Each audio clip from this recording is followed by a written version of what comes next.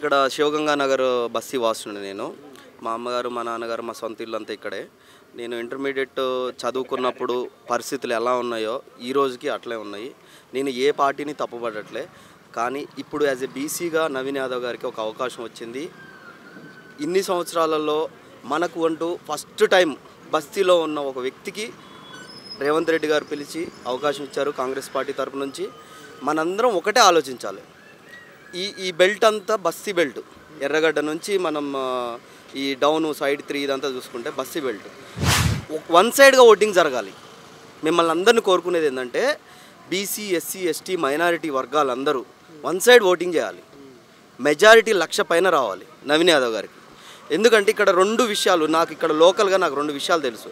Hitech city నిర్మాణం జరిగినప్పుడే మనకి hitech సిటీకి రోడ్డు మార్గం, మెయిన్ రోడ్డు మార్గం తీసింది ఇదే రోడ్డు అండి. అదే రోడ్డు పక్కన మనం నిల్చున్నాం. అదే రోజు మన తరపున మాట్లాడే ఒక వ్యక్తి ఉన్నట్టయితే ఈ రోడ్డు డెవలప్ అయ్యేది. ఇక్కడున్న గరీబ్ వాళ్ళంతా డెవలప్ అయ్యేవాళ్ళు. ఆ రోడ్డుని తీసుకెళ్ళి అటు అలైన్మెంట్ చేస్తే ఆ రోడ్డు అంతా బాగుపడింది. వాళ్ళంతా పచ్చగా ఉన్నారు. ఈరోజు కేబుల్ బ్రిడ్జి చేసుకుంటున్నారు. అదంతా బాగుంది చూడటానికి. అది చంద్రబాబు నాయుడు టైంలో, పీజీఆర్ టైంలో, ఆ టైంలో జరిగినాయి. మాకు తెలిసిన ఇన్ఫర్మేషన్ ప్రకారం అయితే హైటెక్ సిటీకి మెయిన్ రోడ్ ఇది. నవీన్ యాదవ్ గారు గెలిచిన తర్వాత ఈ రోడ్ని డెవలప్మెంట్ చేస్తే ఈ రోడ్డుకి ఇరువైపులా ఉన్న కొంతమంది ఇబ్బంది పడవచ్చు, కానీ లక్షలాది మంది బస్తీ వాసులకి మేలు జరుగుతుంది. ఎన్నో రకాలుగా రేట్లు పెరగడం కానివ్వండి, హాస్టల్ రావడం కానివ్వండి, పిల్లలకి యాక్సెసిబిలిటీ కానివ్వండి. మీరు చూడండి ఎస్ఆర్ నగర్ నుంచి ఈ హైటెక్ సిటీ 100 ఫీట్ రోడ్డుకి ఇది చాలా షార్ట్కట్ రోడ్డు. ఇదొక పాయింట్. రెండో పాయింట్, మనం బస్తీ వాసులం అయ్యండి. మనకు అంబేద్కర్ ఈ పక్కనే ఉంది అంబేద్కర్ యూనివర్సిటీ. ఇది యాక్చువల్గా ఎక్కడ శాంక్షన్ అయింది? ఎమ్మెల్యే కాలనీలో శాంక్షన్ అయింది అంబేద్కర్ యూనివర్సిటీ.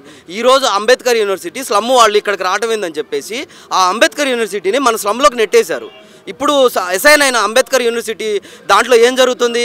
వాళ్ళ కమ్యూనిటీ హాల్ కట్టుకొని, కమ్యూనిటీ గ్రేటెడ్ కమ్యూనిటీ హాల్ కట్టుకొని వాళ్ళు మనకి ఎలవమెంట్ ఉందా? ఎలా ఉందా? మనందరం ఆలోచించాలి. BC, SC, ST, minority one side voting జరగాలి. నవీన్ యాదవ్ గారిని అత్యంత మెజారిటీతో గెలిపించాలి.